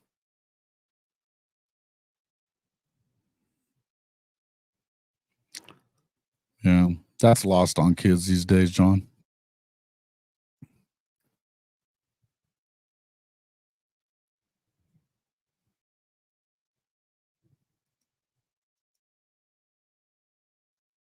Oh, there we go. Attaboy. Thank you, John. Appreciate that. Yep. And hey, if you are still looking for if you're doing any last minute shopping, if you get in your orders today, I think by tomorrow even, on our partner store with Fanatics, you can get team gear for let me see what the deal is today. They've been having up to 65% off, some 50% off stuff, but it was ending last night, I think, was the last one, but let me check. Doo-doo-doo.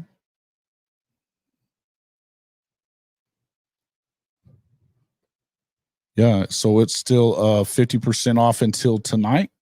There's 4 hours left, so till midnight.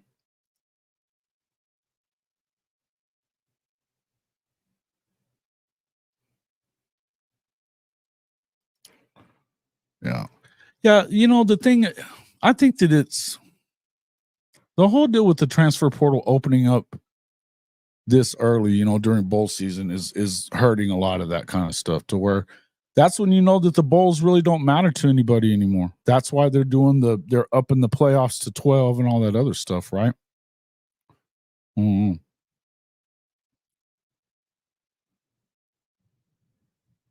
Yeah.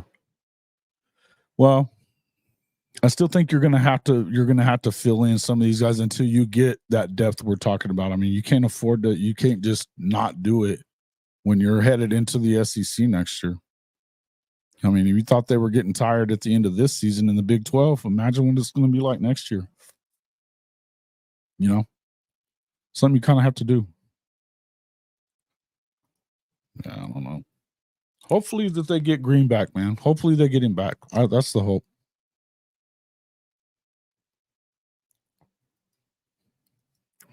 Mm-hmm. Yeah. This is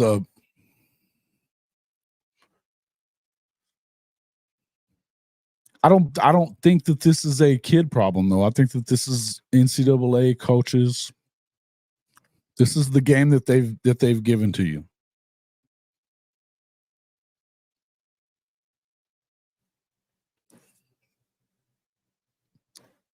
If Washington beats Texas, like you think I will get a mug from you. Afraid Texas is going to beat them. Okay.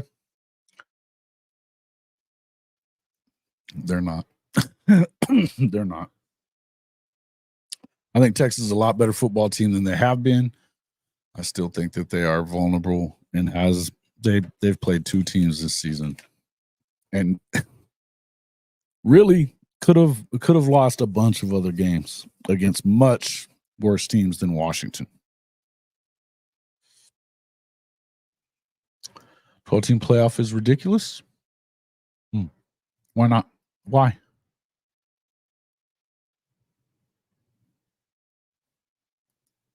I don't think you can have a Kyler Murray 2018 offense and the 21 Georgia defense. I don't think it works like that. It hasn't. Right? You haven't seen a tempo team do it.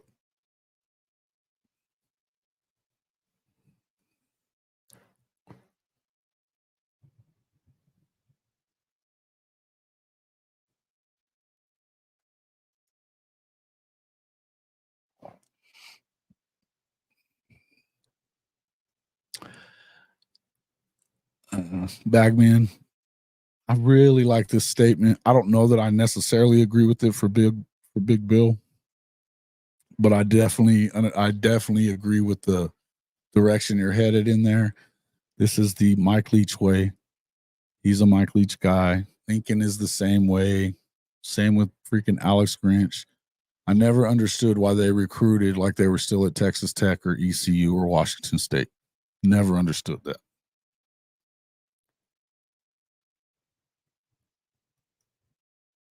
Tempo is a gimmick. And look, it's a good gimmick whenever you don't have the athletes to go up against these teams from week to week.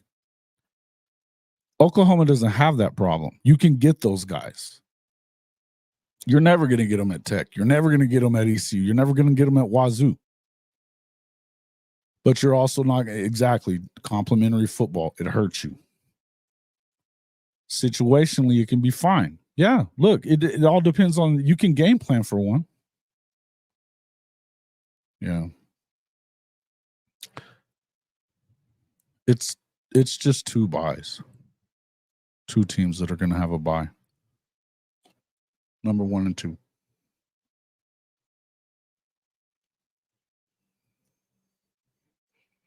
I think that I don't necessarily disagree with you, Mike.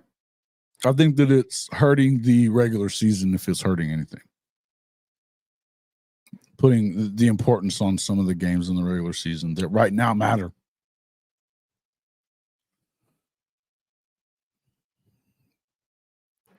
Right.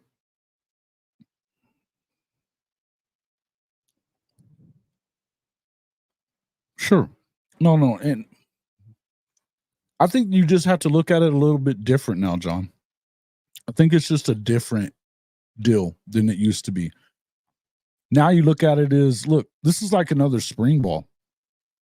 15 practices, that's the same amount you get in spring football. Kind of get a spring game, you know. It's a different deal. But with the playoff, that matters. But you just got to, and I think that this game is going to matter because of the fact that you've got guys that want to prove themselves at Oklahoma, and you know that Arizona wants to prove themselves. This is a game, if you win, it looks good on you. If you're Arizona. Well. Right. Look, I agree. This is why you need to have Big Bill being willing to make some adaptations to what he is. I get it that he's a great coach, that he develops. But you said it yourself, he's not the only one that does that shit.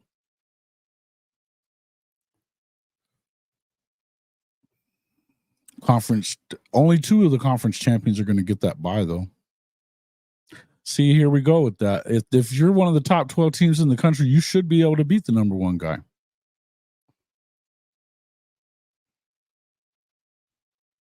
Sometimes, anyway. I agree with you. There. I'm not saying that it doesn't. I'm just telling you it's not the same as it always was. It's just different now. I think it's definitely going to be one of the better bowl games. I think that most people think that too. Yeah.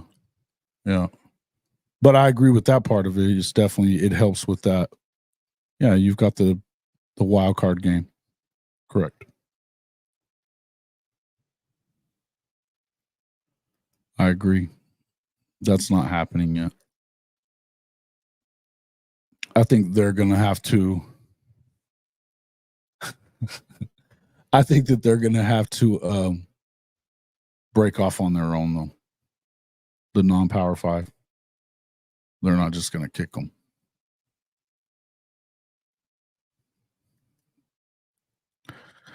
Well, I don't know that this. I don't think Oklahoma would beat you guys this year now. At this point, there was a time in the season I thought they had an opportunity to. They wouldn't beat you guys now. Elio, thanks, buddy. How's everybody? Look, guys, let's see. Where are we at here? Good Tuesday evening, everybody. Hello, Mr. Jason. He says, hi, Nelio. Thanks for coming in. Our boy from KC Mo, Nelio. Everybody's a little pissy at your KC Mo folks today, right now. At least over at Lee's Summit. The Cayden Green news. But we love you.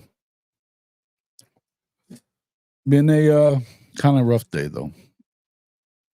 Look, I don't. Maybe it will get itself worked out, but screw Mizzou, man.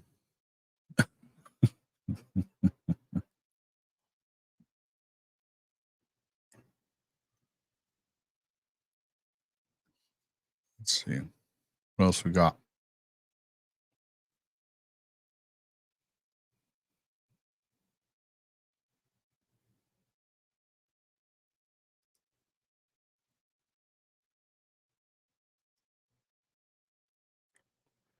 Yeah, 12 upset of 5. That'll happen all the time a lot. I think that'll happen a lot. I don't think you think about it. Top 25 teams beat top 10 teams all the time. You know.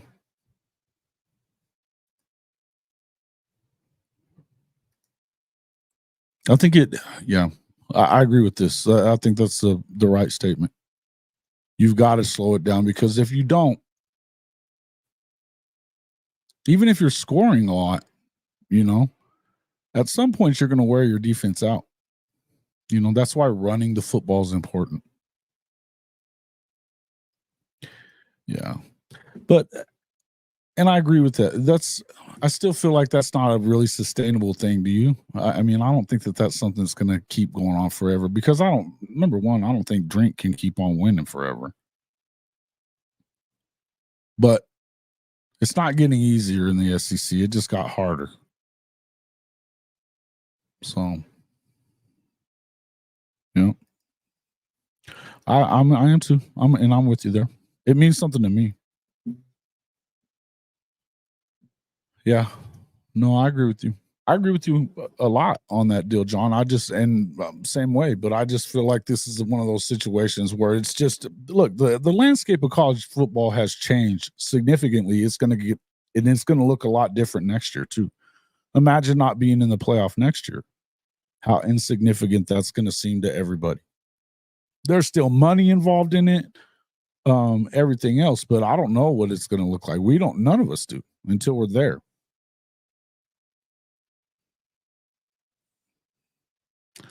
Yeah. They didn't think about it, though. The best 2 games that they had, Georgia and LSU. They didn't have to deal with Bama. They didn't have to, they didn't play Ole Miss. They didn't play, they got that win against Tennessee. It was a big win there. They beat Florida again. Everybody's beating Florida. I love bowl games. I'm with you, man. I love it. I'm going to be at the one in San Antonio. I'm loving it. But, yeah.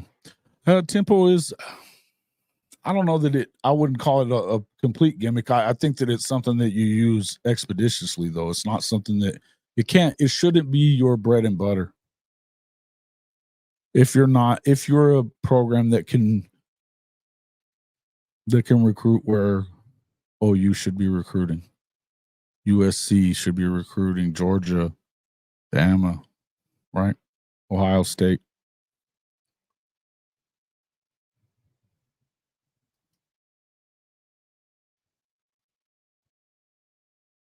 Sawchuk?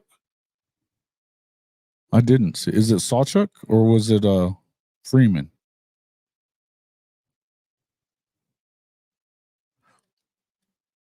Yeah, they did.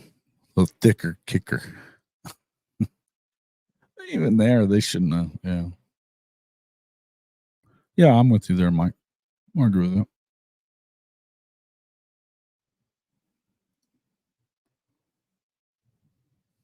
No, not every SEC fan thinks that. You know who says that? Mizzou fans. Kentucky fans. South Carolina fans. The ones that don't matter. Ask Shawty what he thinks. Is Oklahoma going to be A bottom of the barrel team in the SEC, you think, Shawty? Shawty played college football at Georgia. What do you think, Shawty?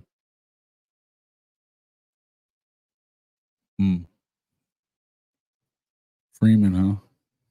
Oh. Is he better than his brother at least? Oh, I shouldn't have said that.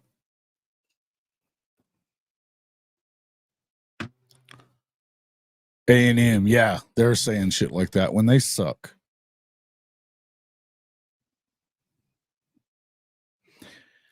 They're better than they were in the Big 12. Are they, though? I don't know that. I mean, what have they done? They went to the first two. They went to 2 conference championships and got yoked. And it was right after all that stuff happened at Florida. Big deal. The East has been bad aside from one team. And they had this year, come on, man. Yeah, thank you, John Doe. 7 10-win seasons in 75 years. This is not sustainable for them. Shane must be a Mizzou fan.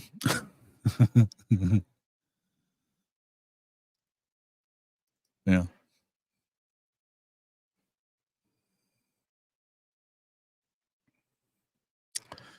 See?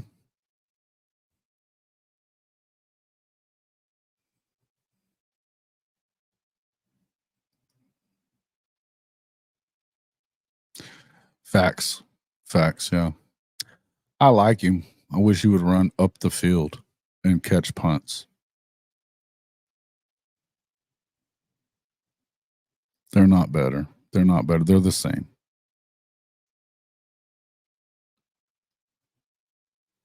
They had it going, but what happened to them when they got up against a real team? And the East has not been it's been the most inconsistent side.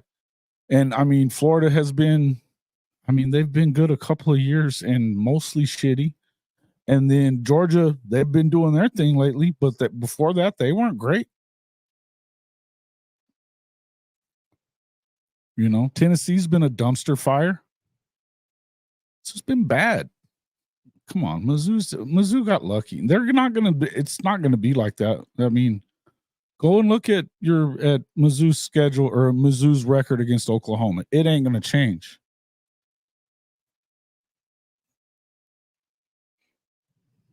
Yeah, of course we're gonna be competitive. No, I wasn't. I know you are. I was giving hell to that other guy, Shane Dennis. Oh, you're gonna have to get used to what? No, they're not. It's gonna be the same story that it was. It's the reason why nobody at Mizzou wants Oklahoma or Texas in this league, because they know they're screwed. Yeah, probably so. I'll say this: their offense is better than I've seen it in a long time. Right? I like their quarterback, and their receivers are. No, they won't. How much you want to bet? I'm not buying it. Not buying it, bro. We'll talk about it when it gets here. Keep that energy, though. Mizzou's trash. We know better. We're not giving you any love here, I promise. Haven't done anything. It's pretty funny, right?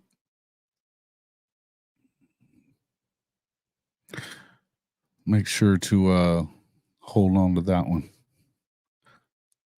Wrong. Pretty big joke. Yeah. How old are you, Shane?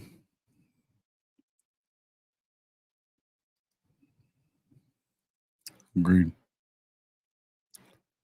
Aren't your homie?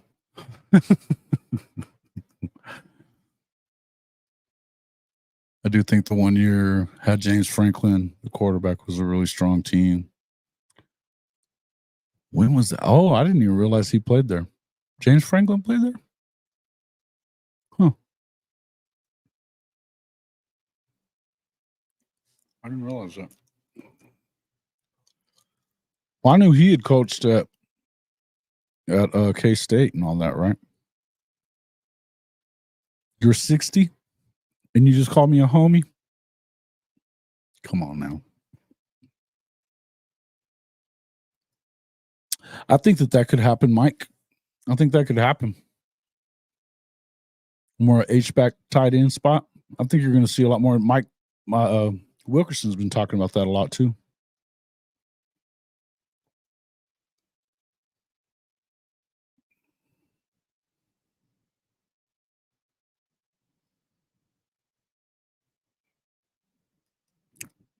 That'd be good.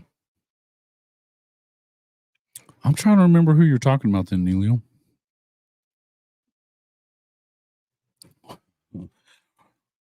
So, Joe, 63, you remember how many times you remember Mizzou beating? It's like as bad as Okie Light's record against them. Correct. The hammerback. I like it.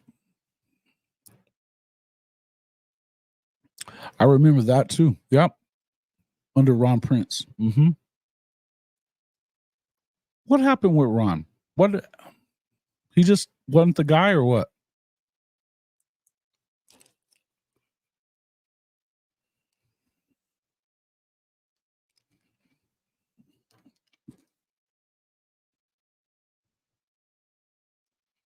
Right.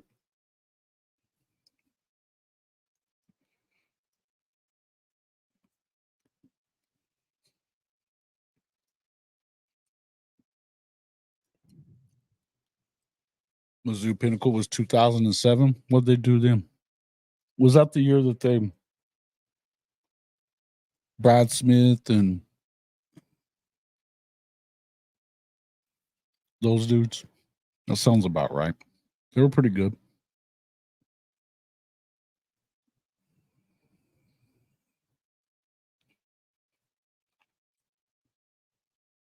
Yeah. He's from Kansas City. That makes sense.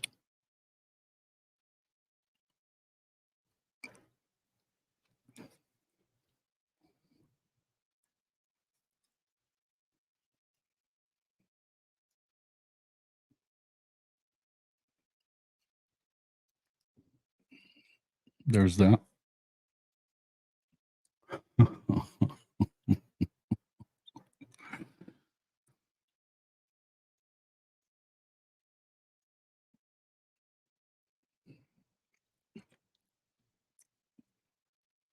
There is that.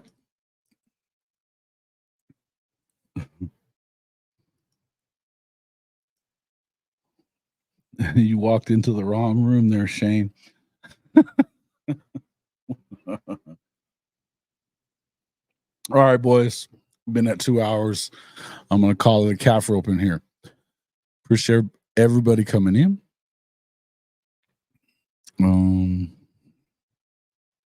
The first season. Yeah. I remember that. Okay.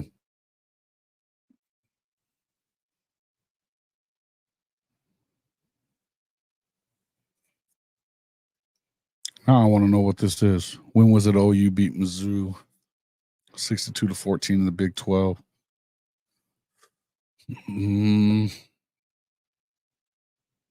God, I don't even remember that. I guess it would have been.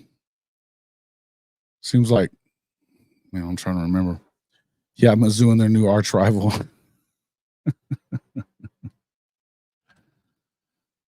You're the one in here talking all that smack. We weren't talking about them. You brought them up.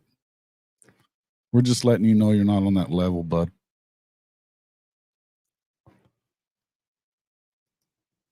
Run along, Shane. Run along.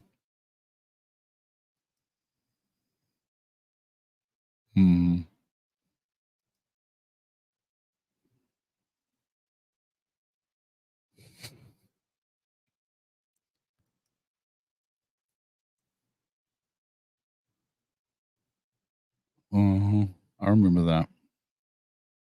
I remember that too.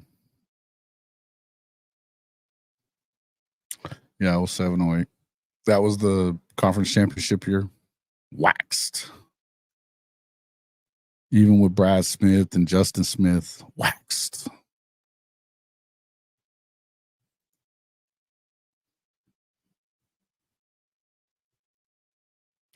All right, guys. I'm gonna call it there. I appreciate everybody coming in. Again, we will. This was basically we went a little early because of everything that was going on, and Coach isn't going to be able to be here. So I'll definitely be on. I will announce it a little later, but we're going to definitely do a live during the SEC schedule show tomorrow. So we'll get to figure it out right away, and yeah. And we'll talk about it, break it down, kind of where they're going to be. We're going to find out. I mean, obviously, we know the opponents already. The big thing is going to be where they're at in relation to some of the actual big programs, not Missouri, where they're at in the schedule. So it's going to be fun. Dude, Justin Smith was a bad dude, man. No doubt. No doubt about it. I'll give you that one. Yeah, KU. And when KU's your rival, that's funny. Yeah, I said it's about the same as Oklahoma State, right? No, man, I'm glad you did too, man. Thanks a lot. We appreciate it. Again, make sure you guys hit the like if you haven't done that. And if you're not a subscriber, we're less than 100 away from 3,000 on our subscribers. That would be great. So, share us with your friends. If you're not already a subscriber, please do hit that subscriber button. We'd appreciate that. Joe, welcome to the show. Robbie, all you guys that have been here, all our guys, even Shane, welcome into the show. We appreciate you. Don't be talking smack about Boz. But yeah, we appreciate you guys coming in. If you'd like to jump onto the podcast merch store, you can do that there. We've got our horns down gear, the SUC wear as well. Make sure you jump in there to the Fanatic stuff if you're looking to get any last minute gift items. They've got great deals on a lot of OU stuff. That's a big deal. You can still get the coffee from DevilDogs as well before Christmas. So make sure you jump on there and check all that out. Again, the free way to help us out, just hit that like button and subscribe, and that's great for us. Okay. But thanks again, everybody. Shout out to Shawty and everybody in the comments. I appreciate all you guys coming in. Yeah. Thank you. Kimberly, thanks so much. Yeah, guys, check everything out. And again, I appreciate everybody coming in. Hope everybody is having a good holiday season.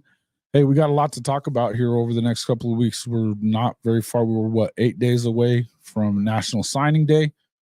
And then you've got, obviously, tomorrow we will be back here to talk about that SEC schedule. But again, thanks everybody for coming in. We appreciate it. Thank you, John Doe, guys. We will talk to you again soon on there. Well, tomorrow. See you tomorrow. All right, guys.